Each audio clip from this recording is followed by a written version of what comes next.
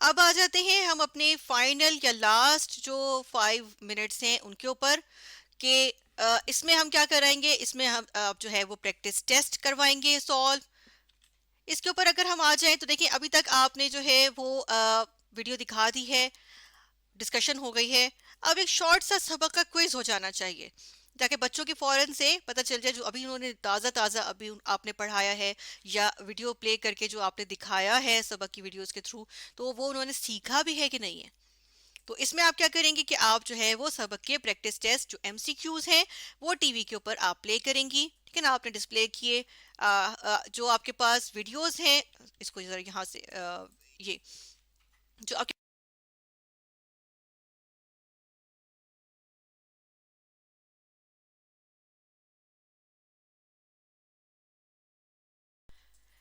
इस पे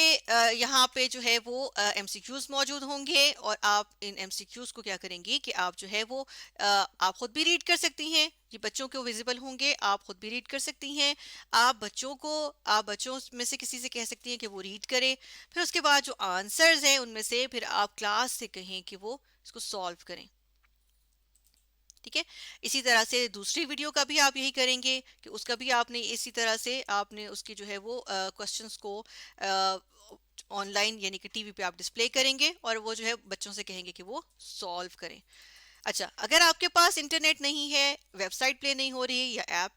ऐप पे आपके पास ये मौजूद नहीं है या ऐप पे आपने ऑफलाइन जो है वो अवेलेबल नहीं किए हुए, तो फिर आप क्या कर सकते हैं कि आप रिटन प्रैक्टिस टेस्ट प्रॉब्लम्स को ले लें। आपको याद होगा ना कि हमने कहा था कि अगर आप ट्रेडिशनल टीचिंग कर रहे हैं तो आप अपने पास लेसन प्लान में प्रैक्टिस के जो क्वेश्चंस हैं इनको अपने पास लिख लें, एज इनके स्टेटमेंट्स लिख लें,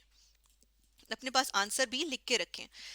और अगर आपके पास वैसे भी अगर आप जो है वो सबक की वीडियोस के थ्रू पढ़ा रहे हैं लेकिन अगर प्रैक्टिस टेस्ट की तरफ आप यानी प्रैक्टिस टेस्ट का एक्सेस नहीं है आपके पास किसी वजह से भी, तो आप क्या करें कि तब भी आप अपने पास लिख के रखेंगे प्रैक्टिस प्रॉब्लम्स।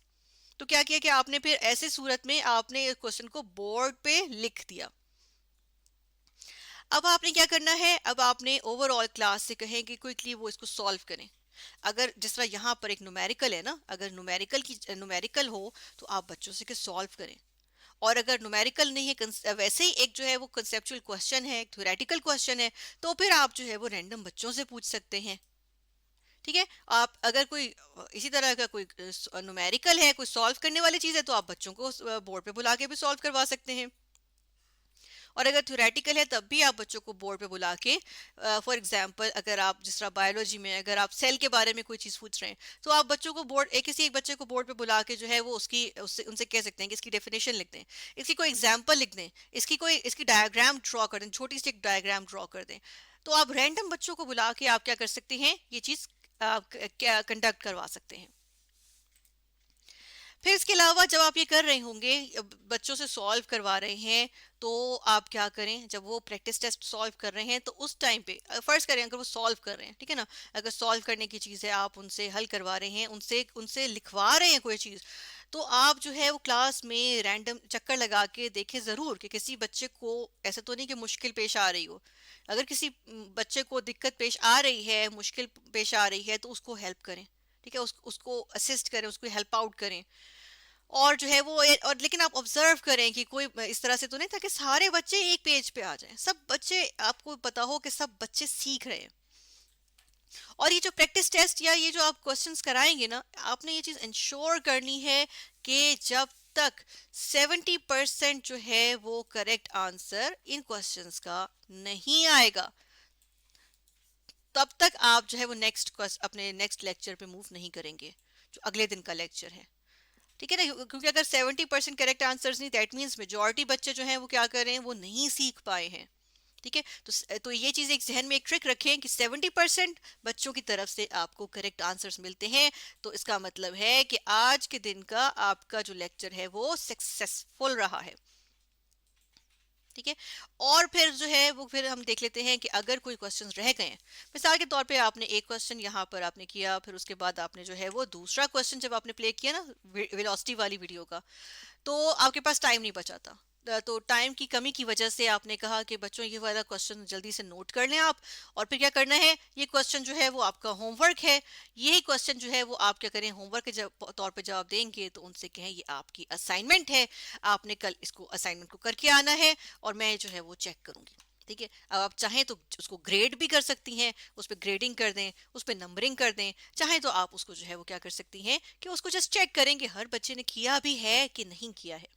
ठीक है ना, इस तरह से भी बच्चों को क्या होगा कि बच्चे उसी चीज को जाके प्रैक्टिस कर रहे होंगे उसी चीज की, तो क्या होगा कि उनकी अंडरस्टैंडिंग बेहतर होगी, बार बार चीजें रिपीट होंगी तो वो उनके जहन में बैठेंगी, वो जहन नशीन कर सकेंगे उस चीज को। और इसी तरह देखिए, मिसाल के तौर पे कोई पार्ट वीडियो का, या कभी कभार होता है ना जिस तरह यहाँ पर problem on introduction to speed की वीडियो का टाइम नहीं बचा, तो आपने अलाइन तो की थी, लेकिन प्रॉब्लम वीडियो थी, आपने कंसेप्ट तो पढ़ा दिया स्पीड का, वो आपने वीडियो दिखा दी, आपने पढ़ा, अगर आपने खुद पढ़ाना है आपने पढ़ा दी, इस वीडियो का टाइम नहीं बचा, तो कोई बात नहीं, आप इस वीडियो को भी क्या करें कि आप इस वीडियो को एज होमवर्क दे दें, असाइनमेंट के तौर पे दे दें, उनसे कहें यही जो वीडियो है आपने ये देखनी है, और इस प्रैक्टिस टेस्ट और इस प्रॉब्लम को जो है वो आपने सॉल्व करना है, असाइनमेंट है, कल सब ने करके आनी है, मैं चेक करूंगी,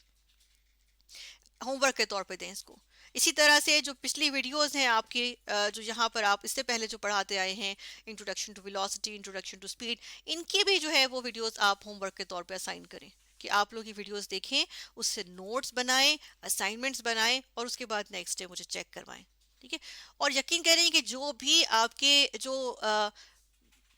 आपके जो ब्रिलियंट स्टूडेंट्स होंगे ना, जो खासतौर पर जो टॉपर्स होते हैं, जो ब्रिलियंट स्टूडेंट्स होते हैं, वो तो ये ज़रूर करेंगे, लेकिन आपने ये इंश्योर करना है कि सब बच्चे ये करें, क्योंकि देखिए देयर इज़ अ रीज़न कि वो बच्चे जो है वो ब्रिलियंट हैं, क्योंकि वो ये काम करते हैं,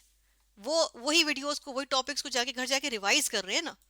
तो आपने क्या करना है, बाकी बच्चों को भी उसी पेस पे लेके आना है। तो आपने क्या करना है कि अगर ये बच्चा करता है तो आपने जो है वो इस बच्चे को एनफोर्स करना है, इस चीज, ये चीज आपने इंश्योर करनी है कि ये बच्चा फोर्सफुली अगर करता है तो इसको करना जरूर पड़े, ये बच्चा जरूर करके आए।